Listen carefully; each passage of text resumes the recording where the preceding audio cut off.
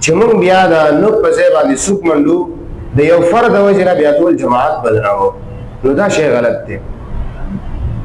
یو قاری را پاسې هغه د طالب سره داسې وکړل نو ته په ټولو باندې ټاپه مه لګوه، ځکه چې دا ګوتې ټول یو شان نه دي.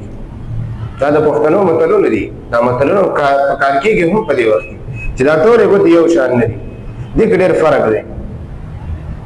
یو استاد خو مولانا الیاس کاندلوي رحمه الله هم دی چې طالب سره داسې په مسواک باندې ووالو چې ماښام چې نو فکر پیدا شو چې ما خو نن طالب وهلی راغی، د طالب تپوس یې وکړو، د طالب خوا ته راغی، د طالب نه معافي وغوښته، معذرت یې وغوښتو چې معافي دې نه غواړم، ما معاف کړه. یو استاد خو دغه مو چې د طالبانو نه یې چپړې واخیستلې او په څادر کې پټې کړې، په مټ باندې واړولې او د طالبانو چپړې د باران نه بچې کړې. دغه هم استاد و. قاسم نانوتي رحمه الله هم استاد و.